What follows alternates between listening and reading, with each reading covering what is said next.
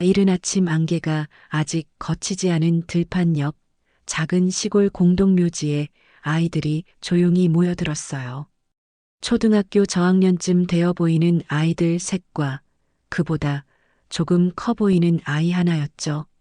아이들은 장난도 치지 않고 줄을 맞춰 걸어왔습니다. 손에는 편의점에서 산 듯한 작은 과일 주스와 삼각김밥, 그리고 집에서 쓴 손편지가 들려 있었어요. 가장 키가 작은 여자아이가 먼저 묘 앞에 멈췄습니다. 묘비는 오래되어 색이 많이 바랬고 글자도 이끼에 덮여 잘 보이지 않았습니다. 그 아이는 조심스럽게 잡초를 손으로 뽑고 봉분에 흙을 다듬었어요. 그 모습은 누군가에게 배운 행동처럼 익숙하고 정성스러웠습니다. 아이는 봉분 앞에 도시락통을 조심스럽게 내려놓고 낮은 목소리로 말했습니다. 할머니, 저 왔어요. 아이의 목소리는 떨렸고 말끝에서 이미 울음이 묻어 있었어요. 다른 아이들도 뒤따라와 한 번씩 절을 했습니다. 절을 하는 동작은 정확하지 않았지만 마음만큼은 깊어 보였죠. 아이들 중 한 남자아이는 고개를 숙인 채 아무 말도 하지 못하고 어깨만 흔들었습니다. 그 아이의 뺨에는 이미 눈물이 흘러내리고 있었어요. 또 다른 아이는 편지를 꺼냈습니다. 색연필로 꾸민 편지 봉투 위에는 어설픈 글씨로 할머니한테라고 적혀 있었죠. 그 아이는 편지를 묘비 앞에 눕히고 양손을 가지런히 모았습니다. 멀리 논두렁에서는 밭일 나가던 노인 몇 명이 그 모습을 보고서 걸음을 멈췄습니다. 아이들이 왜 남의 묘지 앞에서 우는지 그 이유를 아는 사람은 거의 없었거든요. 몇몇 노인들은 서로를 바라보며 고개를 저었습니다. 또 안내하는 표정이었지만 누구도 다가가 말리지는 않았습니다. 아이들이 그 묘를 찾는 일은 이번이 처음이 아니었기 때문입니다. 마을 사람들은 이 일을 쉽게 입에 올리지 않았고 일부는 불편해했어요. 그러나 그 불편함 속에는 미안함과 겁도 함께 섞여 있었습니다. 굳이 건드리고 싶지 않은 과거가 있다는 눈치였죠. 그때 그 상황을 조금 떨어진 곳에서 지켜보는 사람이 있었습니다. 분교에서 아이들을 가르치는 정민호였습니다. 민호는 39이 넘은 털 수염이 희끗한 초등학교 교사였고 도시에서 살다가 몇 달 전 이 시골로 정근 온 사람이었어요. 그는 손에 작은 수첩을 들고 있었고 눈빛은 아이들에게서 좀처럼 떨어지지 않았습니다. 민호는 속으로 조용히 중얼거렸습니다. 저 무덤은 누구지? 지난달에도 어린이 몇 명이 이 무덤에 다녀갔다는 이야기를 들은 적이 있었습니다. 그때는 그냥 동네 아이들의 장난쯤으로 생각했지만 오늘 본 광경은 장난으로 보이지 않았습니다. 한 아이가 봉분 위에 조그만 꽃 한 송이를 꽂았습니다.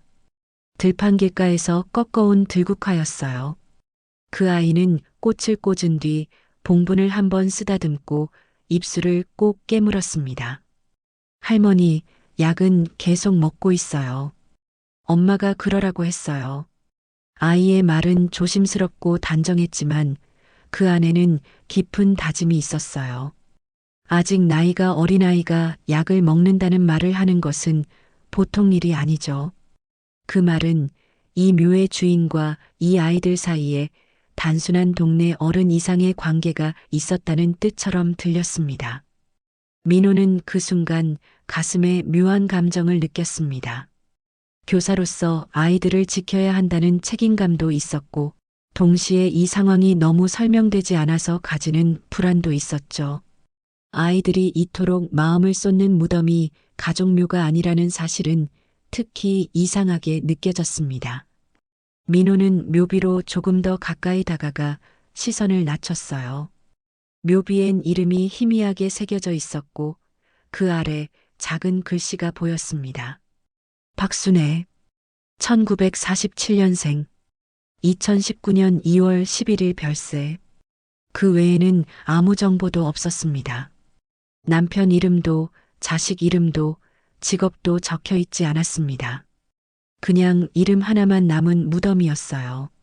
아이들은 한 명씩 마지막 인사를 남기고 뒷걸음질로 물러났습니다. 뛰지도 않고 장난도 치지 않고 마치 약속을 지킨 사람들처럼 천천히 묘지를 떠났습니다. 그 순간 민호는 결심했습니다. 이 묘에 대해 알아봐야겠다고요. 왜냐하면 그는 교사였고 교사는 아이들이 울어야 하는 이유를 알아야 한다고 믿는 사람이었으니까요. 그리고 민호 자신도 알지 못한 채 가슴 한편이 서늘해지는 것을 느끼고 있었습니다. 이유를 모른 채 눈물이 나는 아이들을 그냥 보내는 일은 그에게는 편하지 않은 일이었습니다. 아이들이 사라진 뒤 묘지엔 들국화와 편지, 그리고 아직 뜯지 않은 삼각김밥 한 개만 남았어요. 산바람이 불며 비닐이 살짝 흔들렸습니다. 봉분 위에 쌓인 낙엽 몇 장이 바스락거리며 굴러내렸어요. 민호는 허리를 굽혀 편지를 집어들까 하다가 멈췄습니다.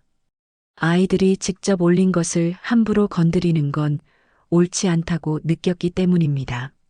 대신 그는 조용히 묘의 위치를 휴대전화에 저장해 두었습니다. 그 기록은 단순한 위치 정보가 아니라 그날 이후 그의 삶을 바꿔놓을 시작점이 될 자리였어요.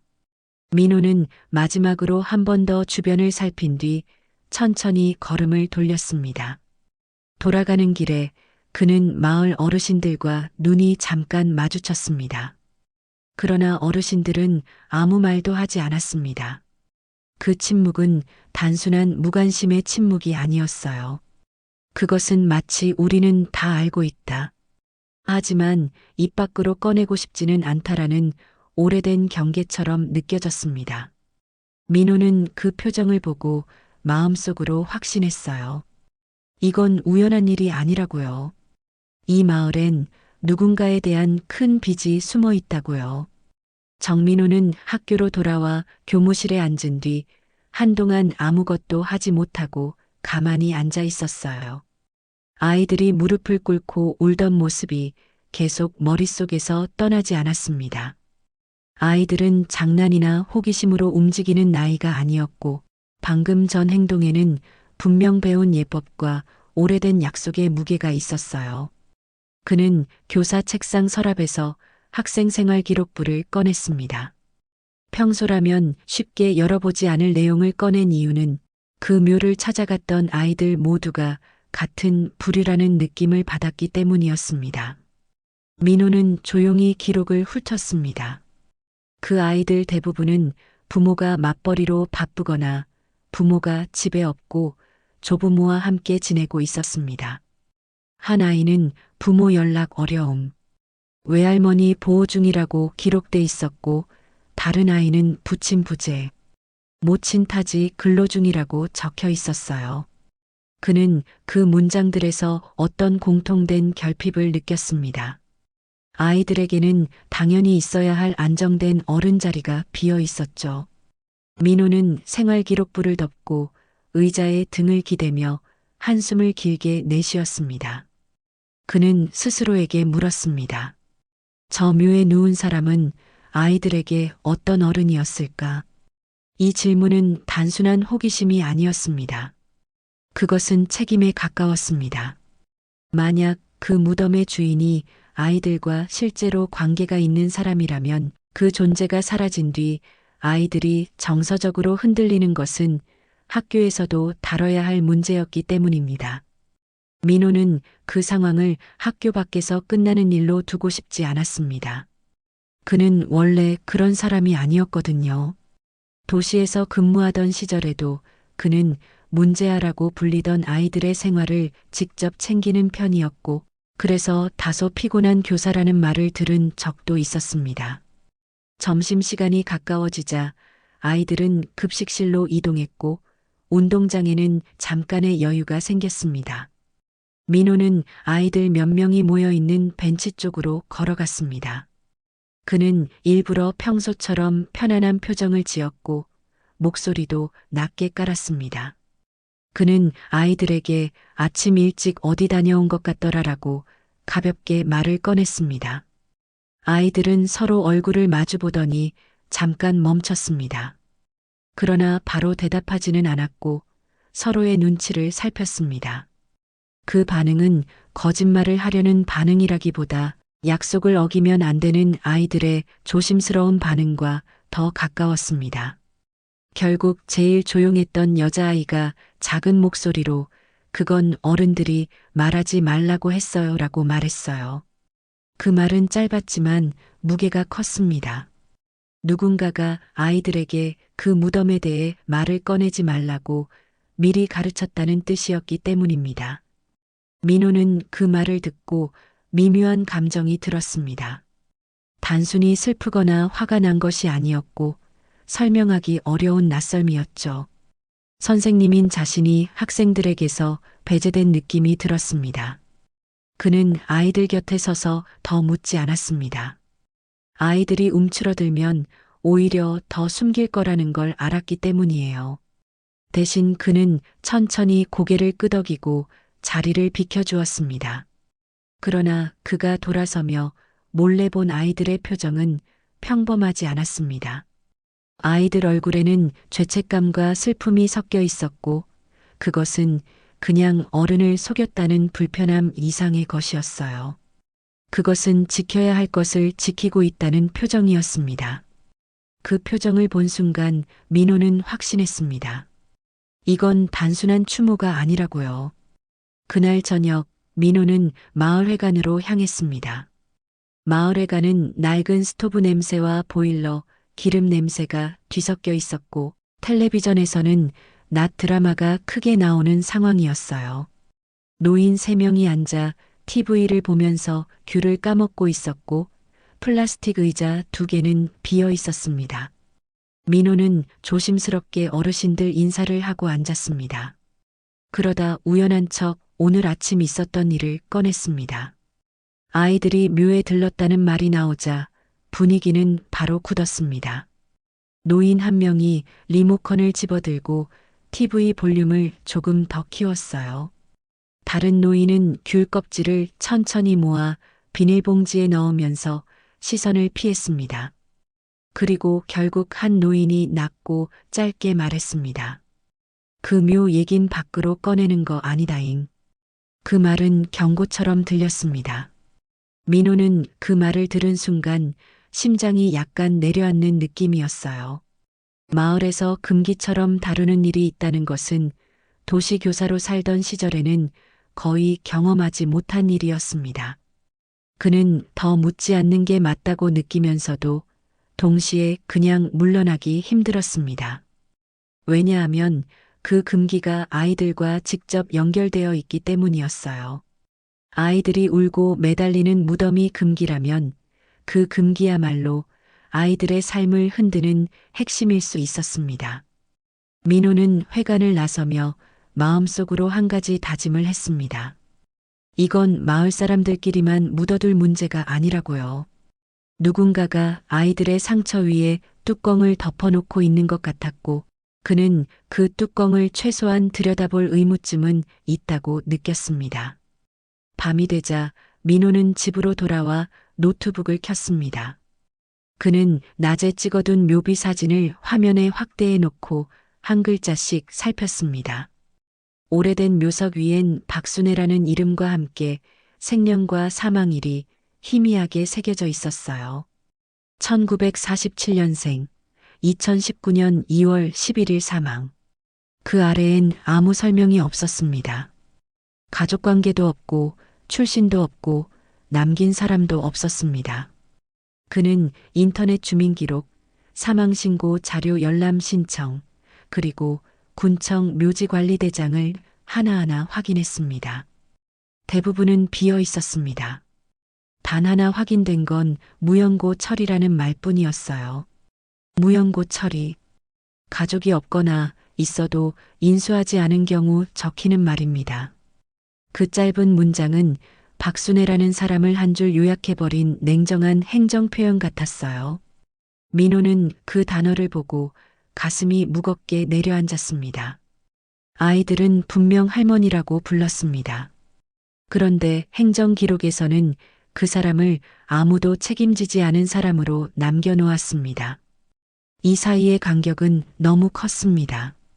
민호는 의자를 밀고 일어나 창문을 열었습니다. 시골밤 공기는 차갑고 습했어요. 멀리서 개 짖는 소리와 물 내려가는 소리만 들렸습니다. 민호는 그 어둠 속을 바라보며 조용히 생각을 가다듬었습니다. 자신이 단순한 호기심으로 움직이는 건 아니라는 걸 다시 확인하려 했습니다. 그는 스스로에게 말했습니다. 저분이 정말 무용고라면 아이들은 누구한테 배운 걸까? 누가 그 아이들에게 무덤을 찾아가게 가르친 걸까? 그 질문은 단순하면서도 무서운 질문이었습니다. 누군가 이 일을 계속 이어지도록 만들고 있다는 뜻이니까요. 그는 마지막으로 휴대전화의 위치 기록을 저장해 두었습니다. 공동묘지 북쪽 끝, 오래된 소나무 옆 세 번째 봉분. 그리고 그 아래에 이렇게 적었습니다. 박순애. 아이들이 우는 곳. 그는 자신도 모르게 그 표현을 썼다는 걸 나중에야 깨닫게 됩니다. 아이들이 우는 곳. 교사인 그에게 그것보다 더 강력한 이유는 없었습니다. 이튿날 오전 민호는 수업을 마치자마자 행정실에서 마을 지도 한 장을 빌렸습니다. 아이들이 찾았던 묘의 위치를 표시해 두고 그 근처에서 관리 책임이 있는 사람을 알아보기 위해서였어요. 지도 끝에는 공동묘지 관리 이만수의장라는 이름이 적혀 있었습니다. 민호는 점심도 거르지 않은 채 마을회관 옆 이장 집으로 향했습니다. 오래된 슬레이트 지붕 밑에 파란 플라스틱 의자 몇 개가 놓여 있었고 마당에는 밭에서 각해온 무가 널려 있었죠. 문을 두드리자 안에서 낮고 거친 목소리가 들렸습니다. 누구요? 민호는 자신을 교사라고 소개하며 묘지 관리에 대해 몇 가지 묻고 싶다고 말했습니다. 문이 열리자 백발의 노인이 천천히 모습을 드러냈습니다. 이장은 작고 마른 체구에 굳은 살 박힌 손을 가진 사람이었어요. 눈매는 날카로웠지만 말투는 느릿했습니다. 이만수는 민호의 말을 듣고 처음엔 담담히 고개를 끄덕였습니다. 묘 얘긴 뭐 때문에? 라는 말과 함께 시선을 피했어요. 민호는 아이들이 묘에 자주 가는 모습을 보고 궁금해서 왔다고 솔직히 말했습니다. 그러자 이장은 잠시 말을 멈췄습니다. 그의 표정은 불편했고 입술이 떨렸습니다. 그거야 그냥 불쌍한 사람이었지. 별로 말할 것도 없는데. 그렇게 말한 뒤 그는 안쪽으로 들어가 담배 한 개비를 꺼냈습니다. 불을 붙이며 손끝이 미세하게 떨렸습니다. 민호는 이장의 눈빛에서 감추고 싶은 기억이 있다는 걸 느꼈어요. 그는 더 묻지 않고 조용히 고개를 끄덕인 후 대신 군청 묘지대장을 직접 확인해 보기로 마음먹었습니다. 군청 민원실은 한적했어요. 민호는 접수창구에서 오래된 묘지관리대장을 요청했습니다. 담당 직원은 서류를 찾아 한참 뒤에야 낡은 종이철 하나를 내주었어요. 페이지를 넘기자 2019년 2월 15일자 매장 기록이 눈에 들어왔습니다. 이름 박순애, 주소 무용고자, 사망 원인 노안 추정, 장례 형태 공설 화장 후 매장, 담당자란에는 이만수의장이라는 이름이 적혀 있었어요. 민호는 순간 마음이 철렁 내려앉았습니다. 이장이 그냥 불쌍한 사람이라고 말한 사람의 장례를 바로 그가 직접 맡았던 겁니다. 그는 대장을 덮고 군청을 나와 마을 버스를 타고 돌아왔습니다. 버스 창밖으로 보이는 풍경은 평소와 다르지 않았지만 마음속은 계속 불편했어요. 무용고자로 불린 사람이 아이들에게는 할머니로 불린다는 사실이 이해되지 않았습니다.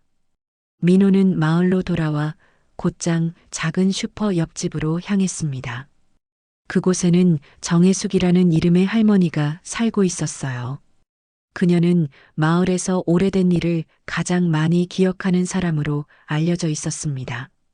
문을 두드리자 한참 후에 해숙이 모습을 보였습니다. 작은 키에 단정한 머리를 한 할머니였어요. 민호가 자신을 교사라고 소개하자 해숙은 잠시 망설이다가 마루에 앉으라고 권했습니다. 민호는 조심스레 묘에 대해 물었습니다. 해숙은 처음엔 모른다는 듯 고개를 저었습니다. 하지만 민호가 군청에서 본 대장과 박순애라는 이름을 입에 올리자 할머니의 손끝이 멈췄습니다. 바느질하던 바늘이 천 위에 멈춰 섰고 표정이 굳었어요. 그녀는 한참 동안 아무 말도 하지 않다가 조용히 한숨을 내쉬었습니다. 그 사람 나랑 같은 해에 마을에 왔지요. 그녀의 목소리는 떨렸고 말끝마다 오래된 후회가 묻어 있었어요. 그 일은 오래됐어야 잊혔을 일인데 아직도 남았구먼. 해숙은 그렇게 말하며 눈을 감았습니다. 그녀는 더 이상 말을 잇지 않았습니다. 민호는 자리를 뜨려다 무언가 바닥에 놓인 것을 발견했습니다. 낡은 나무 상자 하나가 장롱 밑에 있었어요. 겉면에는 오래된 먼지가 쌓여 있었고 자물쇠는 녹슬어 반쯤 부서진 상태였습니다. 민호는 그것을 손가락으로 가리키며 이건 뭐예요? 라고 물었죠. 해숙은 고개를 숙인 채 대답했습니다. 그 사람 것일지도 몰라. 그때부터 적이 있었어. 그녀는 더 이상 설명하지 않았습니다. 민호는 상자를 열어보지 않은 채 들고 나왔어요. 집으로 돌아오는 길, 그는 마음속에서 묘한 감정이 뒤섞이는 걸 느꼈습니다. 궁금증, 두려움, 그리고 묘하게도 익숙한 슬픔이었습니다. 밤이 되자 민호는 방 한가운데 앉아 그 상자를 조심스레 열었습니다. 안에는 낡은 천 조각과 빛이 바랜 사진 몇 장이 들어 있었어요. 사진 속에는 젊은 여인이 아이들 여럿을 둘러앉히고 밥을 나눠주는 모습이 담겨 있었습니다. 그 여인의 얼굴에는 따뜻함이 가득했지만 배경은 허름한 초가집이었어요. 그리고 사진 한 귀퉁이에는 연필로 적힌 글씨가 있었습니다. 우리 식구들, 박순애. 민호는 사진을 손에 쥔 채 한동안 움직이지 못했습니다.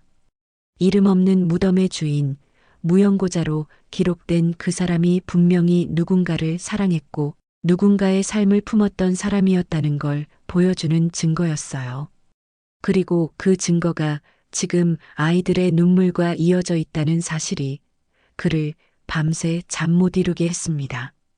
다음 날 아침 민호는 밤새 여러 번 나무 상자를 품에 안고 다시 정혜숙의 집을 찾았습니다. 할머니는 이미 마당을 쓸고 있었고 민호를 보자 잠시 망설였어요. 민호는 상자를 내밀며 조심스레 말했습니다. 이 안에 사진이 있었습니다. 혹시 기억나세요? 해숙은 손에 쥔 빗자루를 놓고 상자를 열었습니다. 사진을 보는 순간 그녀의 눈빛이 흔들렸어요. 손끝이 사진 모서리를 쓸며 떨렸습니다. 그리고 작은 목소리로 말했습니다. 맞아, 그 사람 맞아 순애. 그 말은 오랜 세월 묻어둔 이름을 불러낸 듯 아주 천천히 입 밖으로 나왔습니다. 해숙은 잠시 마루에 앉아 한참 동안 말을 잇지 못했습니다. 마당에는 바람이 불어 낙엽이 쓸려갔고 새소리 하나만이 고요한 공기를 채웠습니다. 그녀는 손수건으로 눈가를 닦고 입을 열었어요. 그 사람 좋은 사람이었지. 근데 세상이 그걸 몰라줬어. 해숙은 먼 곳을 바라보며 이야기를 이어갔습니다. 박순애는 젊은 시절 미혼모였다고 했습니다. 아기를 낳고도 혼자 키우며 살았지만 마을 사람들은 그를 부정한 여자라며 손가락질했어요. 사람들은 그가 누군가의 남편을 빼앗았다고 소문을 냈고 아이 아버지가 누군지 묻는 걸 예의처럼 여겼습니다. 순애는 결국 마을 외곽으로 쫓겨나다시피 나가 버려진 집 한 채를 얻어 그곳에서 살기 시작했습니다. 해숙은 그 시절의 일을 또렷이 기억하고 있었습니다. 순애는 비록 가난했지만 늘 웃음을 잃지 않았고 마을에서 버려진 아이들을 하나둘 거두어 길렀습니다. 비가 오면 지붕 아래로 불러 밥을 나눠주었고 헌 옷을 꿰매어 입혔습니다. 그때 그 애들이 10명은 됐을 거야. 다들 부모 없는 애들이었지. 해숙의 목소리는 점점 낮아졌습니다. 그 사람은 늘 애들은 죄가 없어야 한다고 말했어. 그 말은 아직도 그녀의 귀에 남아 있었어요. 하지만 마을 사람들은 순애를 불길한 존재로 취급했습니다. 누군가가 병이 들면 그 여자 집 근처를 지나서 그렇다고 말했고, 가뭄이 오면 그 여자가 들어온 해부터 마을이 흉년이다라고 했습니다. 그러던 어느 해 겨울, 순애가 거두던 아이들 중 하나가 병을 앓게 됐습니다. 돈도 약도 없던 그녀는 아이를 품에 안고 며칠 밤낮을 지새웠어요. 하지만 결국 아이는 숨을 거뒀습니다. 마을은 그 일을 빌미로 순애를 몰아세웠습니다. 재수없는 여자가 또 죽였다는 소문이 돌았고 몇몇 남정네들이 밤중에 집으로 찾아가 위협했습니다. 순애는 결국 아이의 무덤을 직접 파고 묻었어요. 해숙은 그 장면을 멀리서 지켜봤다고 했습니다. 손이 얼어 피가 나는데도 흙을 파던 순애의 모습이 눈앞에 생생하다고요. 그 뒤로 순애는 마을에 거의 나타나지 않았습니다. 대신 산 아래에서 버려진 고아들을 돌보며 살았다고 했어요. 민호는 할머니의 말을 들으며 숨을 죽였습니다. 이야기가 단순한 동정의 과거담이 아니라 살아있는 역사처럼 들렸기 때문이에요. 해숙의 눈가에는 눈물이 맺혔고 목소리는 점점 힘이 빠졌습니다. 나도 도와주려 했지. 근데 겁이 났어. 그 사람 편들면 나까지 마을에서 쫓겨날까봐. 그 말에 민호는 고개를 들지 못했습니다. 해숙의 후회는 너무 오래된 것이라 위로조차 할 수 없었어요. 대신 그는 상자 안에 낡은 천 조각을 꺼내 해숙에게 보여주었습니다. 천에는 희미한 글씨로 내 새끼들 밥상이라고 쓰여 있었습니다. 해숙은 그 글씨를 보자 손으로 입을 가렸습니다. 그건 그 여자가 마지막까지 아끼던 거야. 아이들 밥상 덮던 보자기지. 잠시 침묵이 흘렀습니다. 민호는 입을 열지 않았고 해숙은 천천히 고개를 끄덕였습니다. 그 사람 죽기 전에 나한테 편지 한 장 맡겼어. 근데 나는 읽지도 못했어. 그녀는 방 안에서 낡은 봉투를 꺼내왔습니다. 봉투는 누렇게 변색되어 있었고 구석에는 박순애라는 이름이 적혀 있었어요. 봉투 안에는 삐뚤빼뚤한 글씨로 짧은 한 문장이 적혀 있었습니다. 해수가 내가 잘못한 게 있다면 애들 지켜줘.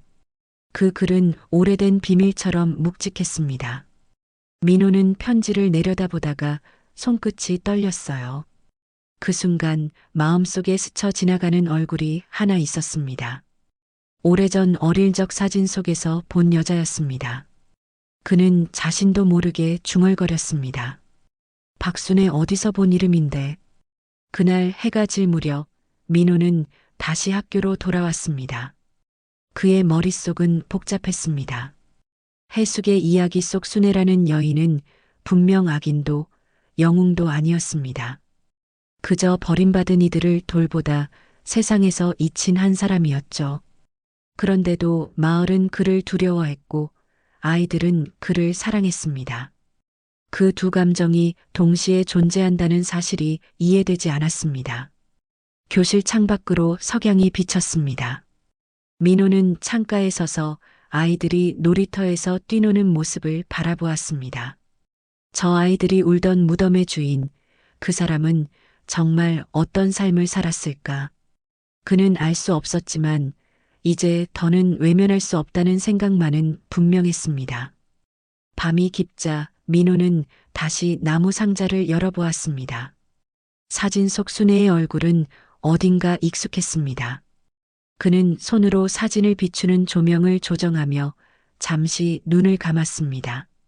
어딘가에서 본 적 있는 미소였습니다. 아주 오래전에 아마 어린 시절 어렴풋이 기억나는 얼굴이었죠. 민호는 불현듯 심장이 쿵하고 내려앉는 느낌을 받았습니다. 설마 그는 말끝을 잇지 못했습니다. 손끝에 힘이 들어가며 사진이 살짝 구겨졌어요. 그 순간 그는 자신이 단순히 한 여인의 과거를 조사하는 게 아니라 어쩌면 자신의 과거와 마주하고 있다는 불길한 예감을 느꼈습니다. 다음 날 민호는 아침 일찍 차를 몰고 산자락으로 향했습니다. 정혜숙이 말했던 대로라면 박순애의 집은 마을에서 차로 10여 분쯤 떨어진 외진 곳에 있었어요. 오래된 비포장도로를 따라가자 잡초가 허리까지 자라 있었고 산길을 굽이 돌아 올라가니 작은 폐가 한 채가 모습을 드러냈습니다. 붉은 기와는 반쯤 무너져 있었고 벽은 빗물에 녹슬어 누렇게 변해 있었습니다. 창문은 깨져 있었고 방 안으로 바람이 들락날락했어요. 민호는 문턱을 넘으며 신발 밑창에 쌓인 먼지를 털어냈습니다. 방 안은 냉기가 가득했고 썩은 나무 냄새와 오래된 곰팡이 냄새가 섞여 있었습니다. 그는 천천히 시선을 돌렸습니다. 벽 한쪽에는 낡은 시계가 멈춘 채 걸려 있었고 구석에는 아이들 책이 흩어져 있었습니다. 민호는 조심스럽게 방 한가운데로 걸어 들어갔습니다. 바닥에는 녹슨 식판 하나와 헌 담요 몇 장이 놓여 있었어요. 식판에는 철이라는 이름이 흐릿하게 새겨져 있었습니다. 그 옆에는 색이 바랜 낙서가 벽에 남아 있었죠. 민호, 분이랑 놀았다. 민호는 순간 멈춰 섰습니다. 자신이 어린 시절에만 쓰던 이름을 보았기 때문이에요. 그는 손가락으로 그 글자를 천천히 따라 그었습니다. 먼지 사이로 드러나는 글씨는 확실히 민호였습니다. 가슴이 묘하게 쿵 내려앉는 느낌이 들었습니다. 그가 여기에 와본 기억은 없었지만 낯설지 않았습니다. 오래된 나무 냄새와 바람의 방향, 낮게 들리는 새소리까지도 어딘가 익숙하게 느껴졌어요. 그는 천천히 집안을 둘러보며 더 많은 흔적을 찾았습니다. 부엌 쪽에는 낡은 솥이 있었고 그 안에는 아직도 탄 밥알이 굳어붙어 있었습니다. 그릇 옆에는 작게 접힌 천 한 조각이 놓여 있었어요. 천을 펼치자 내 새끼들 밥상이라는 글씨가 흐릿하게 보였습니다. 그 글씨체는 며칠 전 해숙이 보여준 보자기와 같았어요. 민호는 조용히 손으로 천을 쓰다듬었습니다. 천 끝부분에는 구멍이 나 있었고 바느질한 흔적이 군데군데 보였어요. 그것은 누군가의 손끝에서 수없이 반복된 정성의 흔적이었습니다. 민호는 그 천을 접어 주머니에 넣었습니다. 왠지 모르게 그것을 두고 나올 수가 없었어요. 그는 작은 방문을 열었습니다. 그 안에는 오래된 사진이 벽에 핀으로 고정되어 있었어요. 사진 속에는 젊은 여인이 아기를 품에 안고 웃고 있었습니다. 햇살이 스며든 얼굴은 따뜻했고 눈매는 어딘가 닮아 있었습니다. 민호는 가까이 다가가 손전등을 비췄습니다. 사진 뒷면에는 연필로 쓰인 글씨가 희미하게 보였어요. 내 아들 민호. 순간 그의 손끝이 떨렸습니다. 사진을 쥔 손이 미세하게 흔들렸고 가슴이 갑자기 죄어오는 듯 했습니다. 그는 숨을 크게 들이마시며 벽에 손을 짚었어요. 그럴 리가 말은 나오지 않았지만 머릿속에는 한 문장이 뚜렷하게 떠올랐습니다. 그 여자가 내 어머니였다. 민호는 사진을 가슴에 안고 바닥에 주저앉았습니다. 오래된 나무 바닥이 삐걱거렸고 먼지가 허공에 떠올랐어요. 그는 한참 동안 움직이지 못했습니다. 수십 년 동안 자신을 버린 줄로만 알았던 어머니의 얼굴이 지금은 낡은 사진 속에서 미소 짓고 있었던 겁니다. 그 미소는 원망이 아니라 안도 같았습니다. 잘 자랐구나라고 말하는 듯한 눈빛이었어요. 민호는 눈을 감았습니다. 눈꺼풀 아래로 뜨거운 눈물이 흘러내렸습니다. 하지만 그는 울지 않으려 했습니다. 울면 뭔가가 부서질 것 같았거든요. 대신 그는 무릎을 꿇고 사진을 바닥에 내려두었습니다. 그리고 낮게 속삭였습니다. 이제야 찾았습니다. 창문 너머로 햇살이 들어와 바닥의 먼지를 금빛으로 물들였습니다. 먼지 입자 하나하나가 마치 세월의 조각처럼 느리게 흩날렸어요. 민호는 눈앞의 풍경을 바라보며 생각했습니다. 어머니는 왜 자신을 남기고 떠나야 했을까? 그리고 왜 무연고자라는 이름으로 세상에서 잊혀졌을까?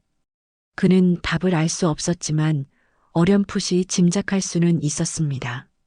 세상의 편견과 싸우며 아이들을 지키려던 여인이 결국 자신의 존재마저 감춰야 했던 사연을요.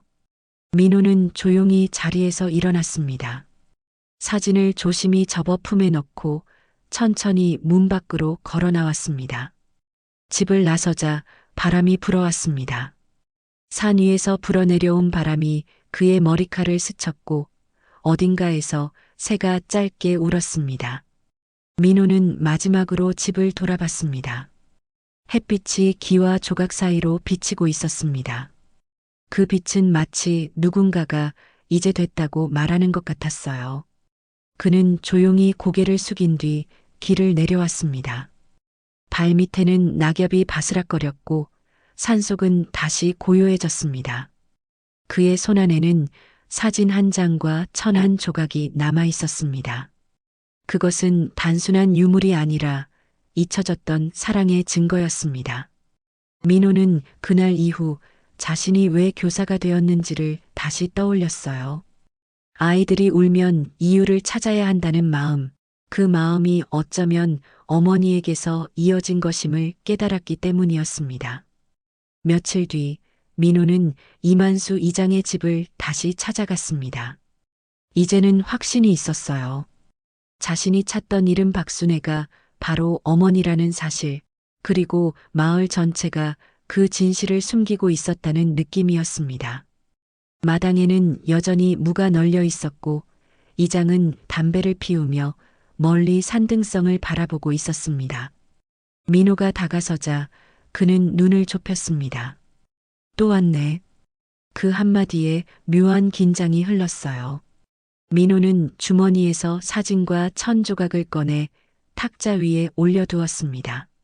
사진 속 젊은 여인과 아이의 얼굴, 그리고 내 아들 민호라는 글씨가 그대로 보였죠.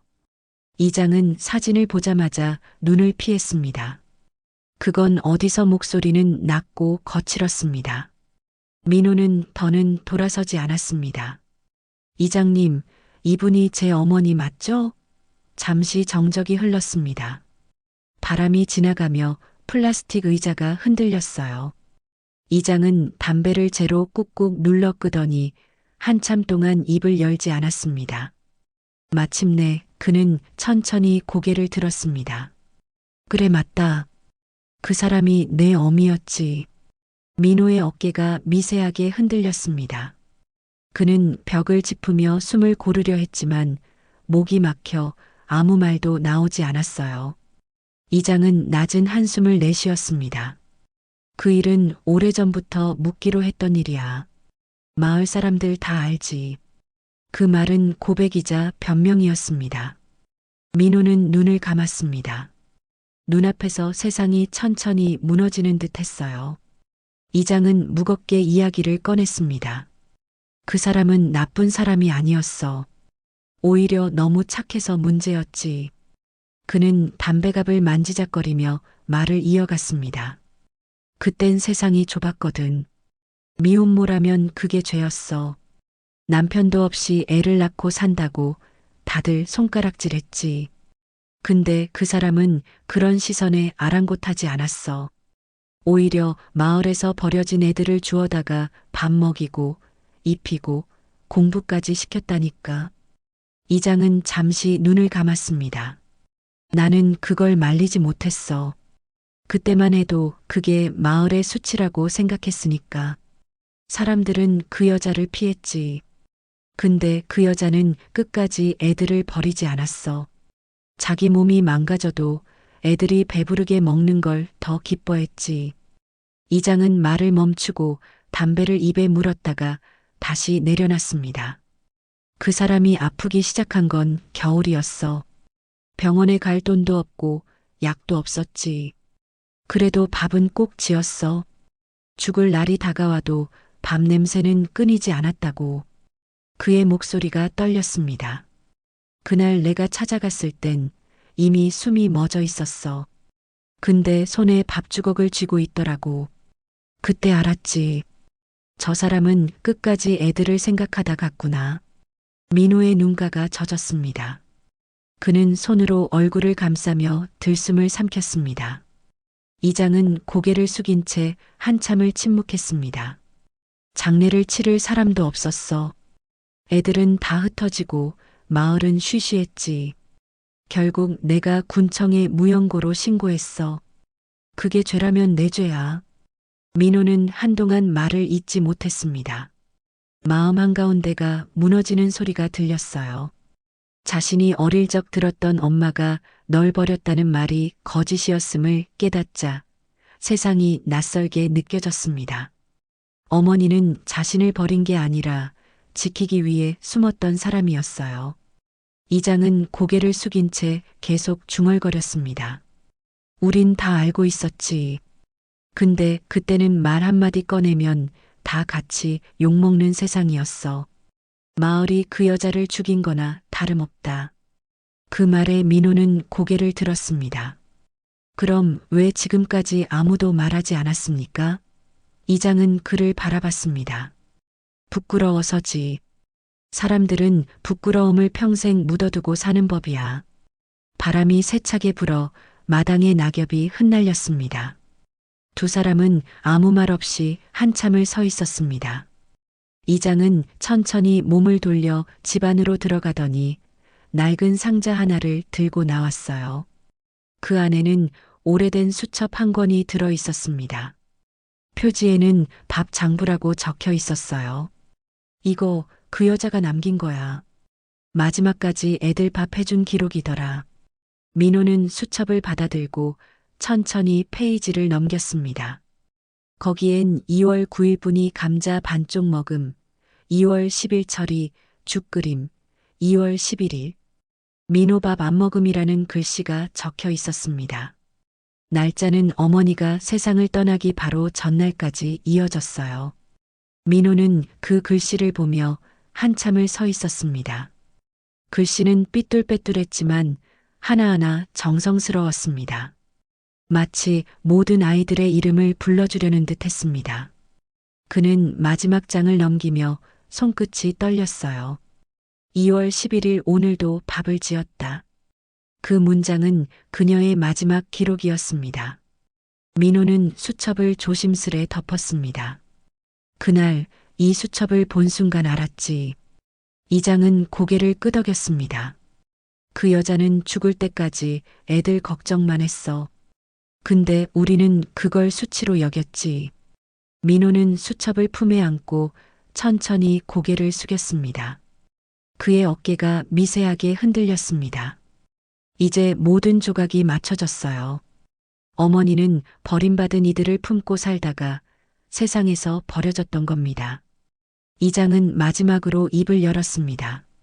그 무덤에 가면 아직도 아이들이 찾아오지? 민호는 고개를 끄덕였습니다. 그럼 됐지.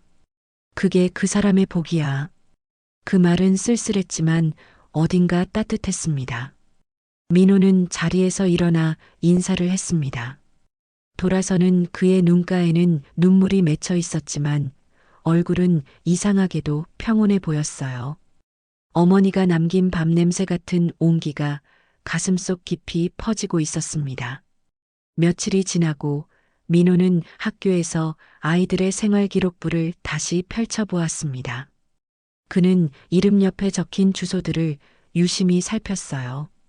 이상하게도 그 묘에 찾아갔던 아이들 5명의 가정 주소가 서로 다르면서도 일정한 공통점을 보였습니다. 보호자가 모두 할머니 또는 외할머니로 되어 있었고 그 연령대가 비슷했어요. 마치 한 시대를 함께 살아온 사람들 같았죠. 민호는 문득 가슴이 뛰었습니다. 그는 해숙에게 들었던 말을 떠올렸습니다. 그 여자가 길렀던 애들이 열댓 명은 됐어. 만약 그 아이들이 자라 각자의 삶을 꾸리고 그 자식들이 다시 이 마을로 돌아왔다면 지금의 아이들은 그 손주 세대일지도 모른다는 생각이 들었어요. 그는 기록부를 닫고 곧장 마을 여러 집을 찾아다녔습니다. 학교 근처 작은 슈퍼를 운영하는 여인에게 물었고 농기구를 고치던 노인에게도 물었어요. 하지만 모두 처음엔 대수롭지 않게 대답했습니다. 그 할머니? 아이들이 가끔 찾아가긴 하던데 그러나 그들의 눈빛은 진실을 숨기고 있었어요. 결국 민호는 아이들 중 한 명의 외할머니를 직접 찾아갔습니다. 허리가 굽은 노인이었지만 눈매가 부드러웠어요. 민호가 자신을 소개하며 조심스레 묘에 대해 묻자 노인은 잠시 침묵하다 이불 위에 손을 올렸습니다. 그 묘 아직도 가는구먼. 그 할머니가 우리를 살렸지. 그 한마디로 모든 의문이 풀렸습니다. 노인은 천천히 말을 이어갔습니다. 그때 우리가 다 버려졌을 때 그 여자가 밥을 지어줬어. 추운 겨울에도 비 오는 날에도 밥 냄새가 났어. 그 덕분에 살았지. 내 딸도 그 얘기를 듣고 자랐고 손주들도 다 알아. 민호는 가슴이 뭉클해졌습니다. 눈앞의 노인은 박순애가 돌봤던 그 아이들 중 한 명의 자라난 모습이었습니다. 그분은 내 어머니였어요. 민호의 말에 노인은 눈을 크게 떴습니다. 그러더니 두 손으로 민호의 손을 덥석 잡았습니다. 그래, 그래서 그 눈빛이 익숙했구먼. 노인의 손이 거칠게 떨렸어요. 두 사람은 아무 말도 하지 못한 채 한참 동안 서로의 손을 꼭 잡고 있었습니다. 그날 이후 민호는 묘에 찾아가는 아이들의 가족사를 하나씩 살폈습니다. 마을 기록을 통해 확인된 이름들 처리, 분이, 영호, 순자. 그 이름들은 모두 어머니의 장부에 적혀 있던 아이들이었습니다. 그들의 손주들이 지금의 학생들이었어요. 그 사실이 밝혀지자 민호는 잠시 말을 잃었습니다.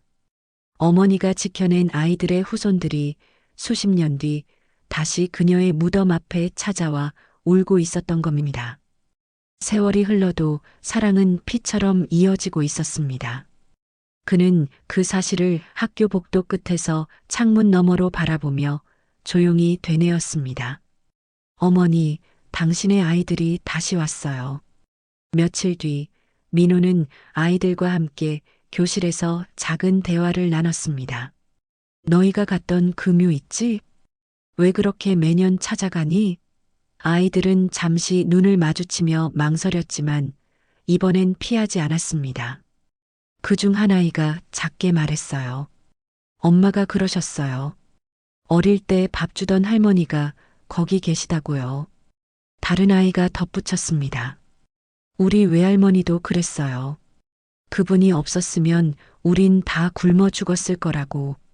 아이들의 말은 단순했지만 그 안에는 진심이 있었습니다. 민호는 그 말들을 가슴속 깊이 새겼습니다.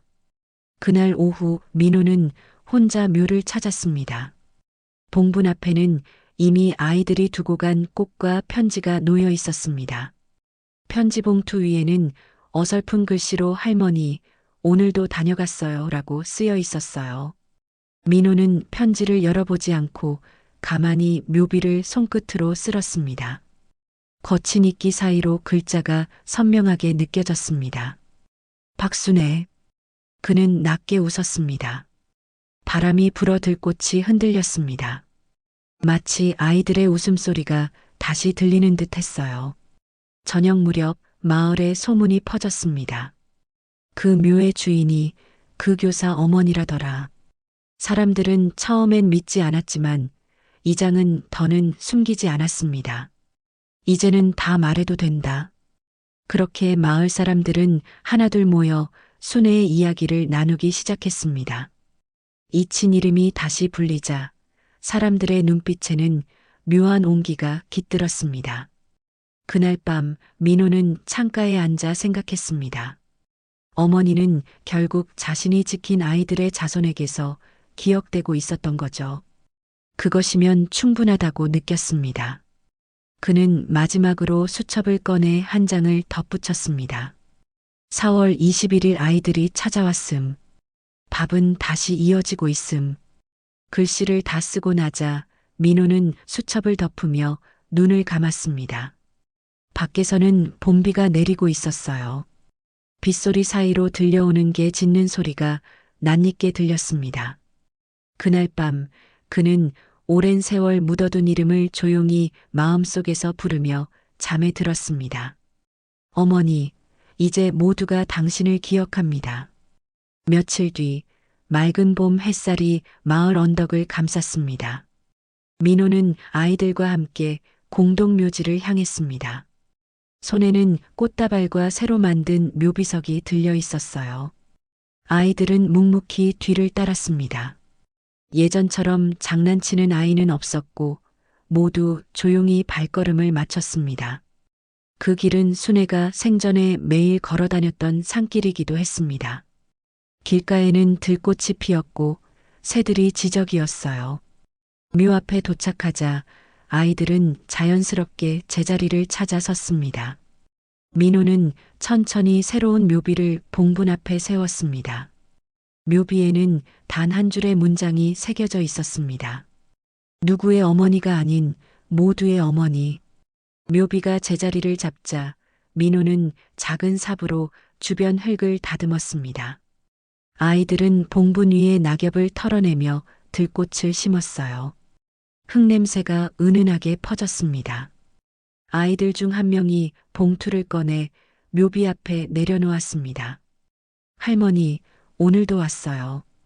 그 목소리는 잔잔했지만 울림이 있었어요. 민호는 그 모습을 지켜보며 미소를 지었습니다. 그 순간 그의 마음 한켠에서 오래된 죄책감과 슬픔이 서서히 녹아내렸습니다. 이제 어머니는 더 이상 외로운 무덤 속의 이름이 아니었습니다. 아이들의 손길과 웃음, 그리고 이 마을 사람들의 기억 속에서 다시 살아난 존재였죠. 그날 오후 마을 사람들도 하나둘 묘로 올라왔습니다. 이장 이만수는 새 모자를 눌러쓰고 조심스레 다가왔습니다. 그는 묘비를 보고 한동안 아무 말 없이 서 있었어요. 그 옆에 서 있던 해숙은 눈가를 훔치며 작은 꽃다발을 내려놓았습니다.